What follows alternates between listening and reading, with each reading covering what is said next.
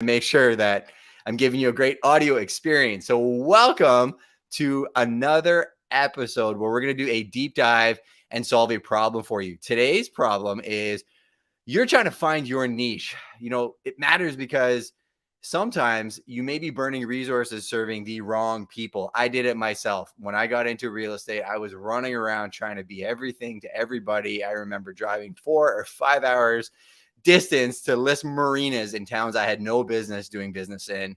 And I had to develop a process to help me refine, well, who am I? Who do I serve? And how am I going to serve them?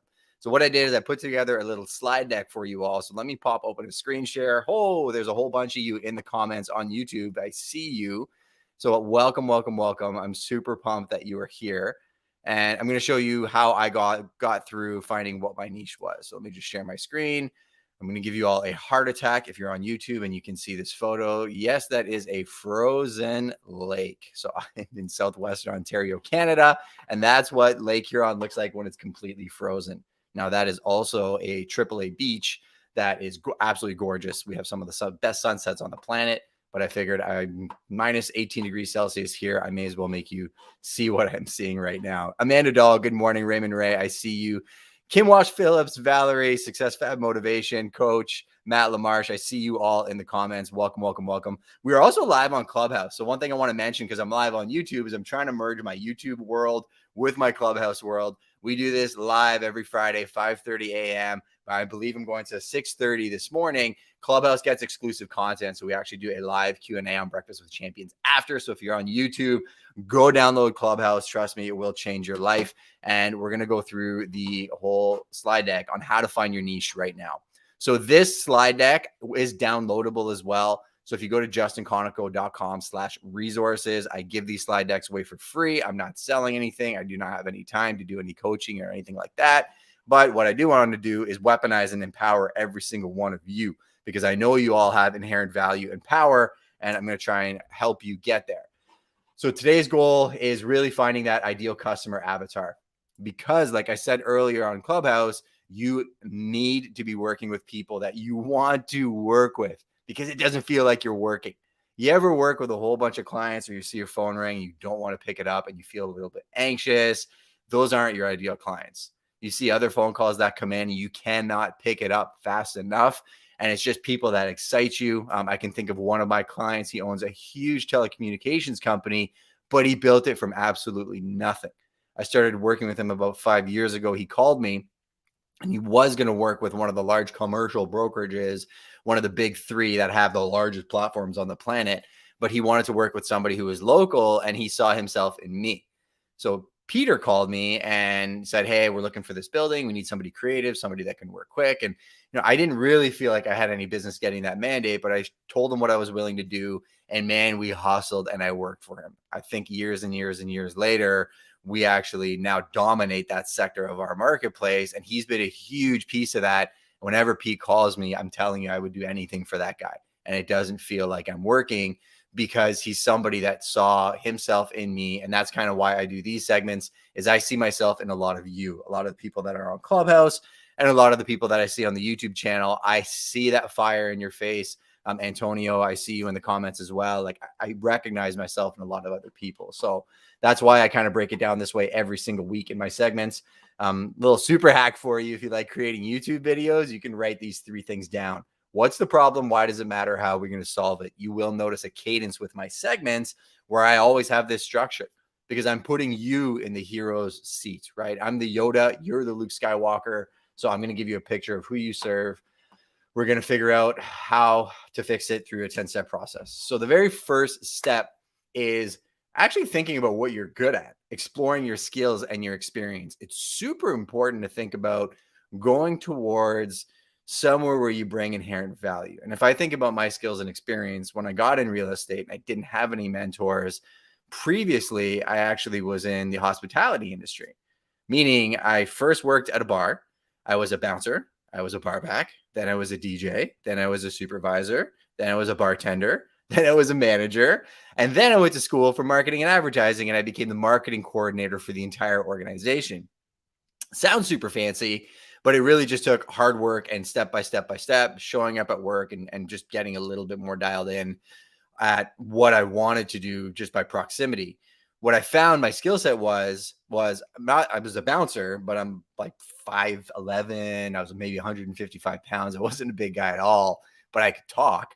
Right. And whenever I was interacting with people and things were going sideways and I had to be a bouncer, I would always want to de escalate situations. I wasn't a violent person by nature. I didn't want to hurt people. I really wanted to help people. And more than that, I wanted them to come back to the restaurant because I understood the customer service aspect of it was, you don't just want to get in a whole bunch of fights and toss everybody out. They're never going to want to come back, right? You always want to end things, leaving the door open for that friendship and that community building aspect. So communications was a big thing for me. And I realized I really like people. The marketing and advertising side of my skill set came in when Mike Smith, who was my mentor at the time, gave me one of his restaurants, Pizza Pie, and said, we're going to close this in a month if we can't get the sales up, right? It was a little pizza shop. The food was absolutely amazing, but the people just weren't coming. They didn't know where it was. It was on a side street. You know, the advertising wasn't doing a whole heck of a lot. So he brought me in and said, hey, can you rebrand and really try and get things going here? And I thought about the marketing side of things. And I think I told this story once before. So I apologize if you've heard this, but what I did was I told the chef, hey, there's a train that comes right in front of the restaurant every day at 5 p.m. Get me 25 pizzas. We'll cook them up in tiny slices. Give me $5 off coupons. And I ran up and down the street handing out free pizza to people stuck in their cars. And hundreds of people I gave pizza to, one guy said no. So I found out a lot of people like pizza, probably broke a whole bunch of laws. But 3, I got belly to belly with consumers and we were slammed from that week on. And we actually ended up keeping the restaurant open. So from a marketing customer service experience, I realized, okay, I like people and I really like marketing. Enter real estate. So my wife is an absolute superstar. If you're following me on Instagram, it was her birthday the other day. You would have seen some posts about that, or definitely on the Facebook page. And she is wicked smart. She'll never tell you this because she's very humble, but she's an MBA from the Ivy School of Business, which is a world-renowned school in London, Ontario. CEO brain. So chief marketing officer would be Justin. Chief executive officer would be Shannon. She's systems, processes, HR, implementation. I'm people, processes, and community relations, essentially, right? When I looked at what her skill set was and what my skill set was, and we looked at what we were going to do for business, we actually looked at buying a chain of franchises. We were offered 2, but I didn't really want that lifestyle because as much as I realized my skill set, which we're talking about here, was customer service, marketing, and advertising, I also struggled with addiction earlier in my life, right? I've been sober over a decade right now, but being in the hospitality industry, probably not the most ideal if you deal with any type of addiction. So we got into real estate. I actually was kicking and screaming. What I said to my wife, my exact words when she mentioned real estate was, I don't want to be a greaseball on a golf course because every person that I knew in the industry didn't really work hard. And she kind of tricked me into getting my license. I got in the business and I did realize that my skill set worked very well in real estate because my work ethic was through the roof. My people skills were refined at the restaurant, dealing with thousands of people in a very volatile type of business over time, and translated well to real estate because it's still the people business. Her skill set translated really well to real estate because CEO brain, looking at operations of a real estate transaction, how we can build a company that does real estate versus just be salespeople. And that's what we created. So Prime Real Estate, our company, became birthed by looking at our skill sets and saying, you know, who are we and what can we serve? But I'm far from perfect. And I'm going to walk you through some of the mistakes that I made. So what is a unique thing about your background that ties into your work? So if I look at my work now, the reason I told you the whole story about my hospitality experience was that's a pretty unique background.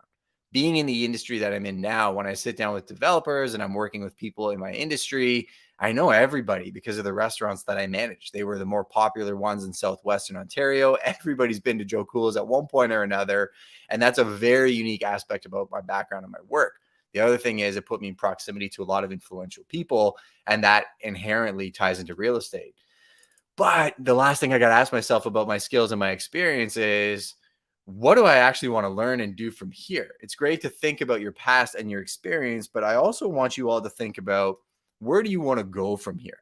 Right. And when I think about my skills and my experience, as I stream this live on YouTube and Clubhouse, I want to learn about YouTube. If you spend any time around me, YouTube to me is like jujitsu, right? I absolutely love jujitsu. I've done it for a very, very long time. When you figure out jujitsu, you can't stop talking about it because it's like a superpower, right? Like you would walk into a gym and you would sit there, and a lot of people can be fearful of jujitsu because it sounds like a whole bunch of people fighting. It's not that. It's actually called the gentle art. It's the only martial art that you can do at 100% very safely just because of the way that it's constructed. But you'll see a guy that walks in the gym that's 250 pounds, just yoked, getting completely manhandled by a kid that's 160 pounds that looks like a computer programmer, legitimately, right? So when you start learning the basics of jujitsu, you realize how vulnerable you are as a person. And you also can't stop talking about it. So you start telling everybody, your car salesman, hey, you got to come work out with me. You got to come do jujitsu, this, that, and the other. So my thing that I want to learn now is YouTube. And I am telling people, how would you feel if I told you if you put 3 to 5 years of effort into YouTube, you could develop a 6-figure business that would give you complete freedom to live the life you want to live? That's what I'm learning and doing right now. And I'm integrating it into my work. And I'll explain that in the next couple slides. So the second thing you need to do is you need to clarify a few overall major items of what are your goals and your ambitions. Like, why are you doing what you're doing? Are you just doing it to make money? Because you can make money doing anything, right? Or are you doing your work for a larger purpose? The founding principle of our brokerage is do nothing out of selfish ambition or vain conceit. Rather, in humility, value others above yourself. If you talk to 90% of real estate agents and you ask them their why, it's I want to provide exceptional service to all of my customers. And it's the same ubiquitous comments, right? Our founding principle was very important to us. Our tagline is to become the most trusted name in real estate. Again, that sounds a little ubiquitous, but the way that we built it was it translates to everything that we do. Every decision we make, every time we get a file, have we uncovered and turned over every rock to make sure we made our clients the most money possible? Are we guiding buyers in a proper way in a super volatile marketplace? Are we bettering our community? Or are we just doing sales and keeping all the money for ourselves and not helping people learn, right? You really got to think about your why and how it trickles into everything else that you do. Because again, we're talking about finding your niche. And when you understand your life goals and your ambitions, it's going to attract more of the same. I told you the story about Pete. Pete's a dude that I respect. He built his telecommunications company from absolutely nothing, out of the trunk of his car, door-to-door sales, selling modems and doing installs with his boy Daryl, like belly to belly. And now he is up against the largest telecommunications companies in Canada, the Rogers, the Bell, and they are scared of him. He's laying fiber and infrastructure in communities, and they have to rent off his fiber. That's what's possible, right? My why, my life goal is to get around more people like him, support people like him, and then turn around and help the have-nots, the people that feel like there's no way I can get there. I promise you can. And I also gave you clarity on skill sets that I'm learning. You can do it through applications like YouTube. As I see the comments pop off on YouTube, it really does show me that as I see names. I know what Matt LaMarche can do. I know what Raymond Ray can do. I know what Dr. Sean Shapiro can do. And it's just a matter of getting clarity on why you want to do it, what your skills are, and integrating those two. Now, if you're on Clubhouse, if you want to join the YouTube stream, just slide to the top of the screen, hit that link, and it'll bring you right into the YouTube channel. There's a bunch of people popping off and chopping it up and networking. I think this is one of my favorite communities, and I absolutely love it. So once you figure out your why, then you figure out your work and think about where you want to go. So I'm giving you some clarity on where I want to go. Then you got to pinpoint where do they actually intersect, right? I talked about my skills and my life goals. So maybe I'm good with people and my goals are, to build the most trusted name in real estate.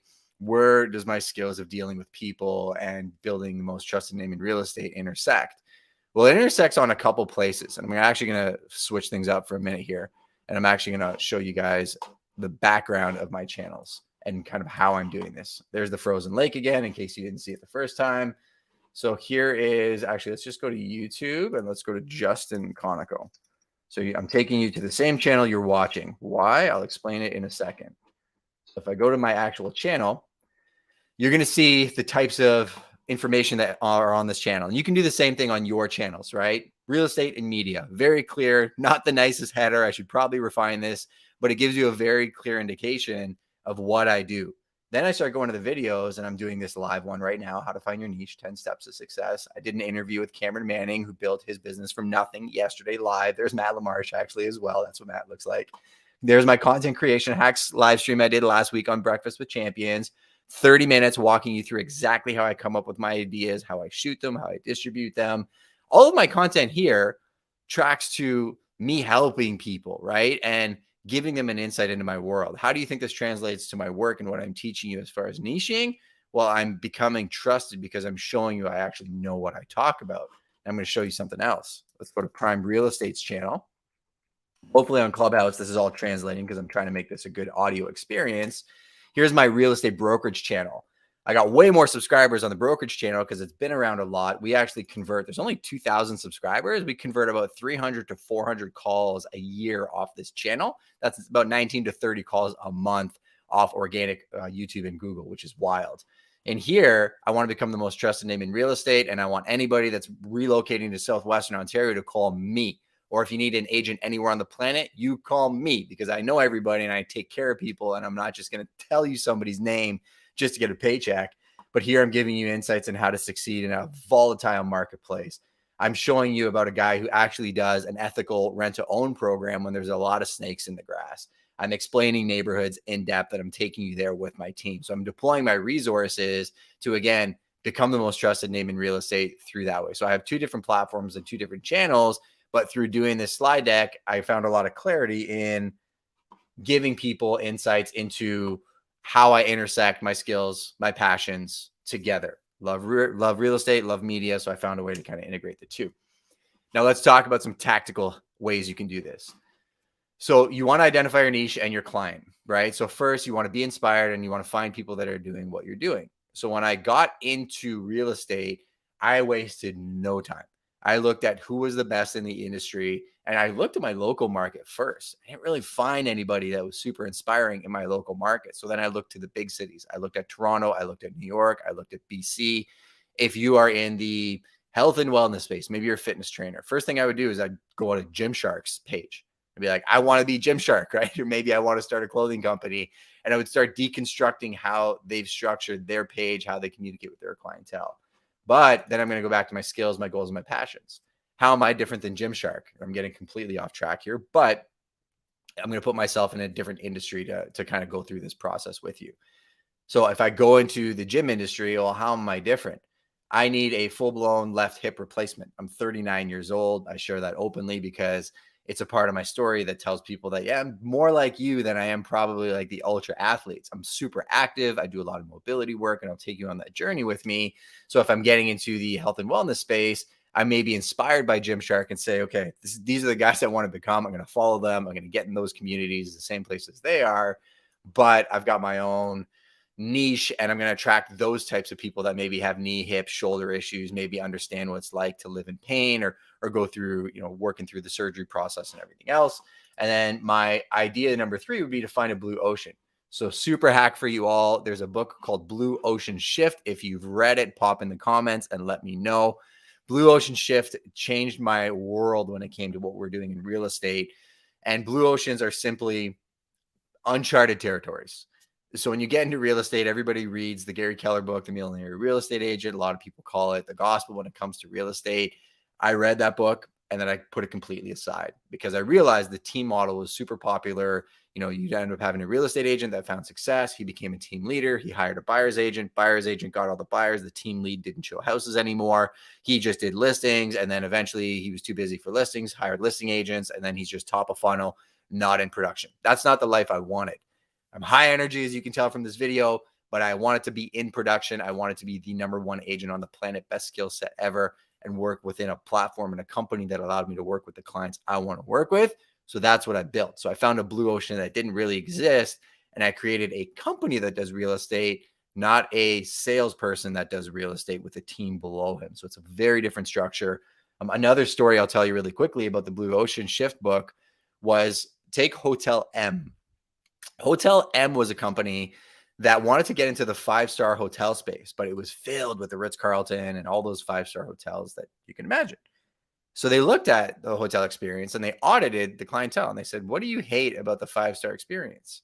right? They actually looked for what were the problems these people were having in five-star experiences. And he said what came back was the five-star hotels thought, well, our concierge is super important because the client experience when you arrive and how we greet you and everything else is super important. Customers hated it because they just got off a flight. They usually had pretty high profile jobs and their travel and timing was super important to them. They just want to check in and get to their room. They don't want to talk to somebody for 20 minutes and wait in line. So Hotel M implemented like a swipe ID QR code. You get your room key and you go upstairs right away.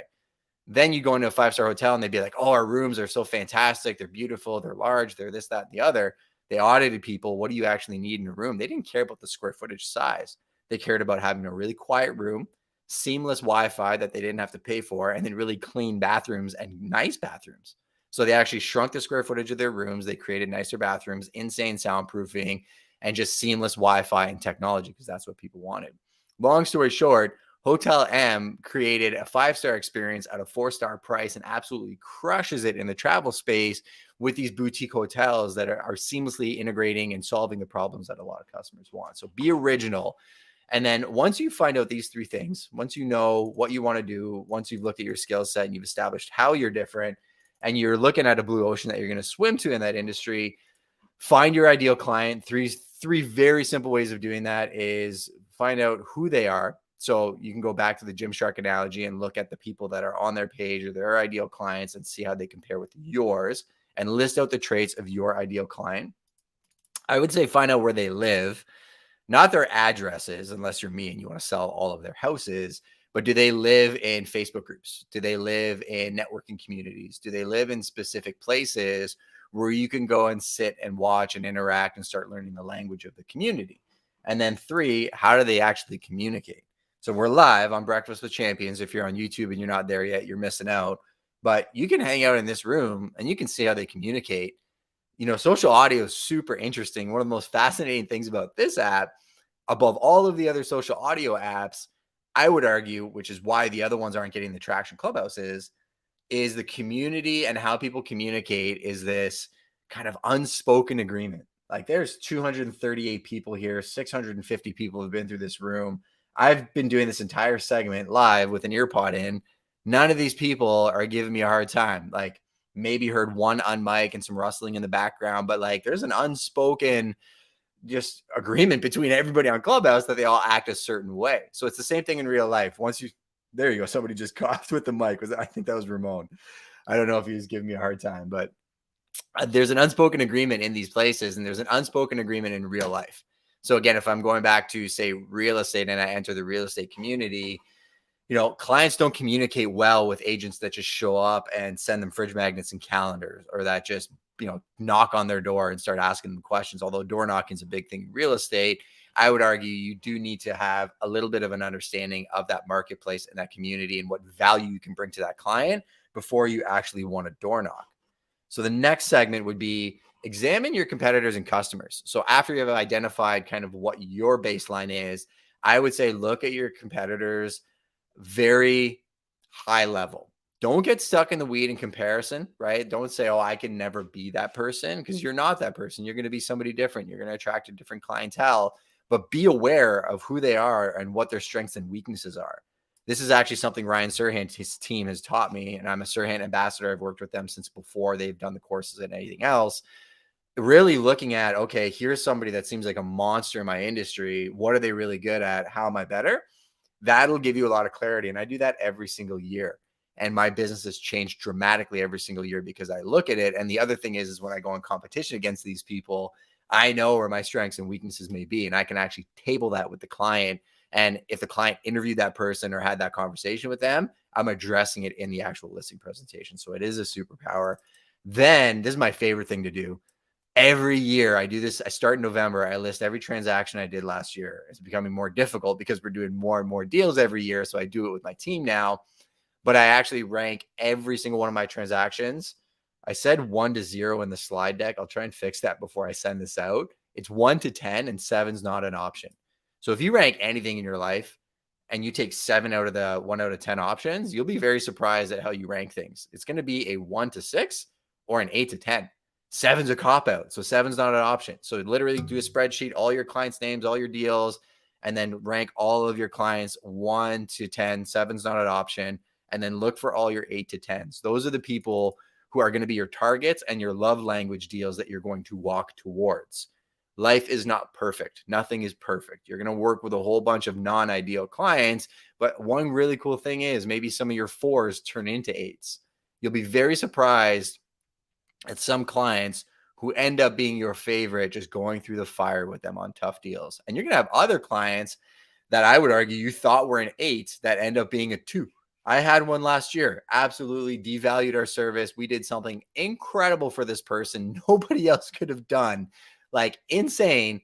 And I can tell you the stress that we experienced through that transaction and what they wanted to discount from our services after is not worth me working with them ever again. And I'm turning down potentially big money, but saying no to that makes me smile and makes me want to work with other people and work 10 times as hard. Number 6, define your niche and how profitable it is. I think a lot of people don't do this in the restaurant industry and other industries. They don't look at how much money they could potentially make in an industry. Now, I want you to make sure you don't get stuck on this, right? Because what's been done is not necessarily what you can do. I've been a market maker in certain industries that didn't exist and markets that didn't exist previously. So if I went into a market and said like, what can I sell semi-detached homes for? And they've never sold there, I got to figure it out because that's what I do. Right. And, I've been able to do that by comparison and looking at other similar markets, but you can actually do a lot of research on Google. You can talk to people that are in the industry, find credible sources, be careful searching online and just looking at the first couple articles you find. Google is a disaster, and anybody with an internet connection can post an article. Same thing with YouTube, but look for through lines, look for very credible people. Again, go back to the Gymshark analogy, look for people in that space. Find out how they analyze their market and what the market cap or the market size would be. You can actually find out how much revenue markets have made, as well as total sales and competitors. So in real estate, this is very easy for me to do. I can do a Polygon search over a certain city. I can see the total number of sales they've had last year. I can analyze the average price of those sales multiplied by the numbers of transactions. And then I can see how many agents are doing business in that area. And then I can look at, okay, well, what percentage of that market share could I capture? And you can then actually do a revenue analysis on yourself once you've been in a market. So say you have a little bit of a footing, you could actually divide your number of transactions by your revenue and then your growth year on year and see how much you're growing in that marketplace. And if it's a marketplace where you see a lot of growth, you can put some more effort into that. And then bonus content, YouTube's got some pretty cool metrics. So if you want to be a YouTuber, fun fact, you can actually, I'll do this actually live since I've got this up. So YouTube, check this out. YouTube niche. What do they pay? YouTube niche payments, I think is what I'll search. So on Clubhouse, I'm actually searching what different niches on YouTube pay. So most profitable YouTube niches, check this out.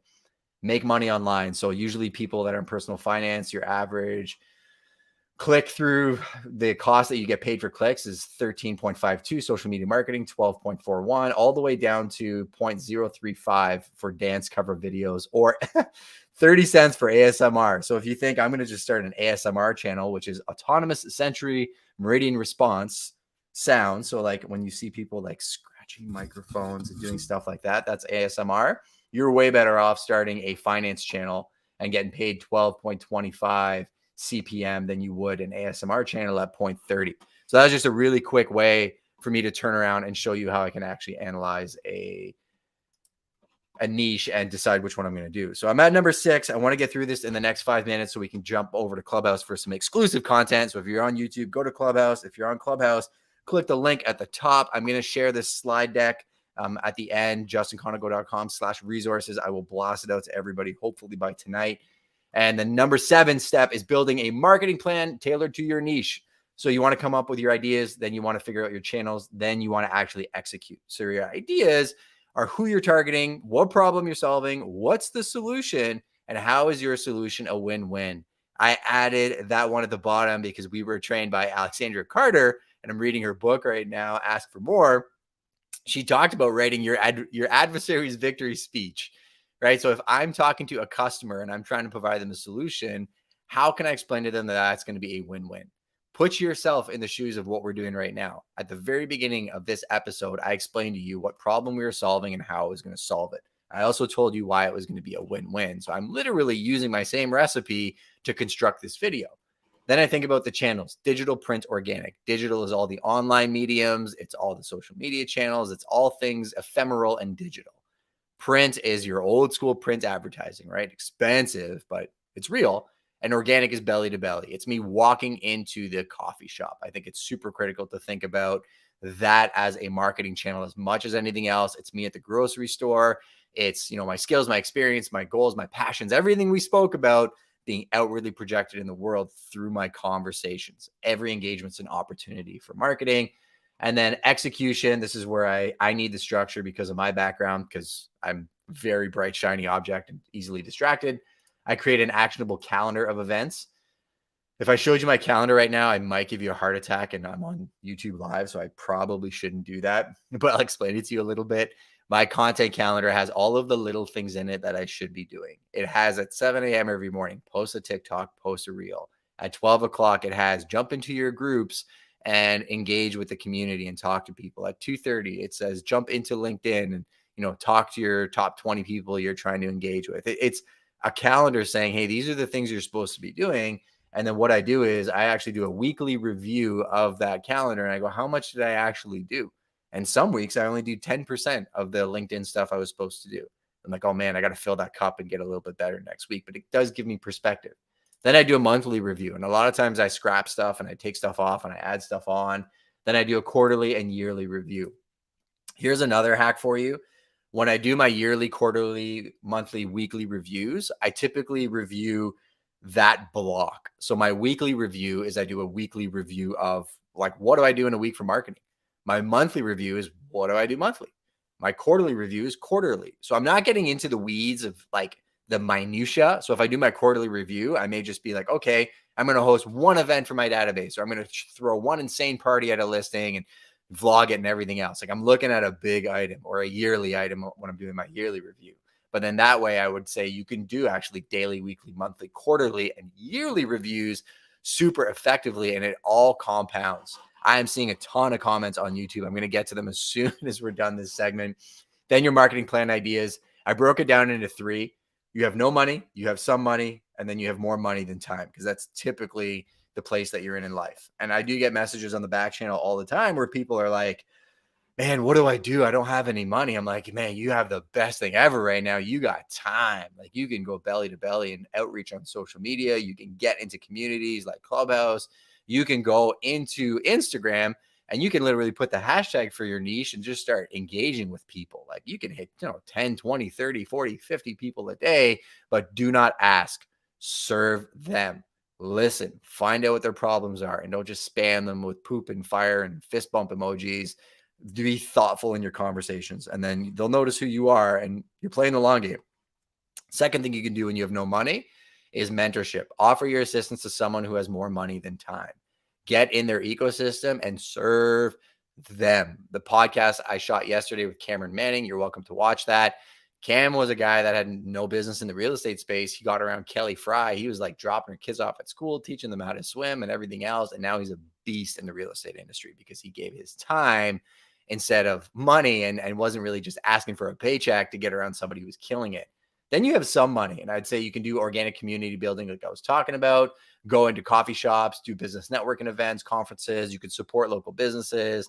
A lot of chambers of commerces aren't very expensive to join. So you can join them and start networking and taking those people and putting them in your database and building relationships.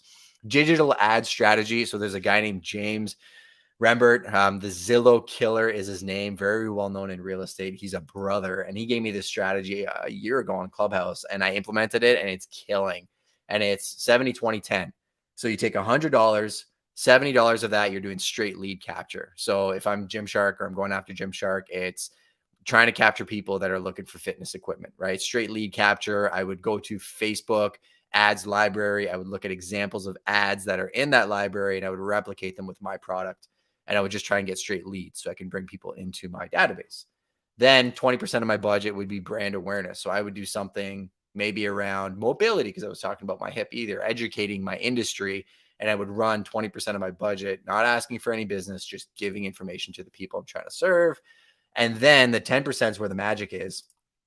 I would actually take 10% of my budget and I would retarget my brand awareness campaign towards people that have not found me yet. So I would tell Facebook, hey, find me more people like the ones that watch my video, but not the people that watch my video. So constantly building a larger database. And you can do that with a very, very cheap budget. I would say $100 a month on Facebook would go further than you spending $15,000 on a radio campaign. That's real life. And then you can start hiring talent and leverage. I found somebody yesterday that is incredibly talented in the marketing space. We don't have a job for her because we've got a stack of wicked people, but I think we're going to try and make space for her. I got to work it out with my wife, but I can actually look at her salary, integrate that into our company and gain leverage, right? And I heard something interesting the other day. So once you develop a level 10 skill set, you're not really going to be able to turn around and hire somebody that has a level 10 skill set. You may need to hire 10 people that have a level 1 skill set and train them there, or 5 people that have a level 2 skill set. You're either going to have to pay for talent or you're going to have to pay a little bit less and give more of your time. It's up to you to decide where you're at. And then when you have more money than time, you want to build a power team like I just spoke about. And then I like finding no money superstars, intelligence, integrity, and energy. Find the right people, bring them into your ecosystem, build them up. That loyalty will be there because they've seen it by example and they will kill it with you, I promise. And then I think go back to step 1. So the story I told you about Peter Rocca is where my head's at now. I still feel like it's a day one mentality for me. I feel like I've accomplished nothing. I want to literally take out the Amazons and the tech companies that are coming after real estate and build something infinitely better than they could possibly build with technology. They cannot compete with me because they don't know Marvin, because they don't know Lolita, they don't know Ramon, they don't know Kim, they don't know Amanda, they don't know Matt, and they have no credit with them. Versus if I walk into their city or have a conversation with them, what I say brings a level of authority tech companies could never have because they've never done the relationship building. I believe in people over profits. So go back in, find other people that you can serve, and then find other leaders. So I'm at the place now where maybe in the beginning, the shadowing and the mentorship is what I did, find people that are doing what I want to do and give up my time. Now I'm in the same place where I'm finding people that are 1,000 times bigger than me, building massive corporations that I never thought I could, and still donating my time and resources and connections and using what I've built to help them build, because just building by proximity is going to help me get to where I want to get. Number 8, put your niche market to the test. So we're going to blast through these last 3 slides and then jump on to Clubhouse for some Q&A, but actually put your market to the test. So now you've done all this work, you implement and see what type of reaction you're getting from your marketplace. Number 9, review your intake procedures. So once you're bringing in customers, how are you bringing them into your system? How are you compartmentalizing them, right? Make sure you're using a CRM, make sure you're tagging them appropriately so that you can go back into your database and communicate with them the way you want to communicate with them. As I mentioned at the end of this slide, I'm going to show you a link where all of you can click and you can get into my ecosystem for this business building type information. I'm not going to send you listings, right? I'm not going to send you houses in Southwestern Ontario unless you want to live on the beach in Grand Bend, and then I'll put you on another list. But I'm not putting you on a list because I'm trying to convert you into something and just make a buck off you. I'm putting you in a list so that I can communicate with you the way you want to be communicated with, which is ultra important. And then I'm going to review the process. My number 10 step is always the same. Rinse and repeat. Go back to the beginning and then go through the whole thing again. In the beginning of my career, I was a real estate agent just trying to get a sale. Then I was somebody that wanted to dominate a neighborhood. Then I wanted to dominate a city. Then I wanted to build a brokerage and I wanted to be one of the top known brokerages in my city. Now we're at a place where we built Prime to be a national name, and I'd say international name. And the craziest thing that's happened through Clubhouse and these social media mediums is our reach. I looked at it the other day, online and through digital is bigger than a brokerage that's been around forever. Like I'm talking one of the largest multinationals. One of my good friends had me doing a little bit of a deep dive for them on that company. They were asking about the COO, the company structure, their market share. And we're in different businesses because that brokerage is in the business of hiring agents. I'm not. We turned away 35 people in probably last year and a half. All they do is recruit. But when it comes to selling houses and the weight that our name brings as a company in the industry, we actually have a larger audience online than they do on a lot of channels, which is bananas when you quantify that. So this is Me thanking you for spending time with me and my crazy brain at 5:30 in the morning on Clubhouse and on YouTube. Somebody in the comments was asking about how they can get the slides. If you go to justinconoco.com, I'm just going to type it in, justinconoco.com/resources. That's where you'll find everything. So if you go to Justin Conoco, it's not .ca. That's actually wrong. It's justinconoco.com/resources. That's going to bring you to my page. There's actually a whole bunch of slide decks there. We did one on storytelling, how to create content. We have the productivity planner that's dropping. A lot of these things are just things that I want to put out in the world that help people become their best selves. So that's where you're going to find everything. For now, I'm going to go back to Clubhouse. So if you're on YouTube, make sure you head over to Clubhouse. Definitely appreciate you taking the time and spending it with me today. And hopefully that added some value. I'm going to end the broadcast now. I'm going to keep the comments open and head over to CH. Appreciate you all so much. And back.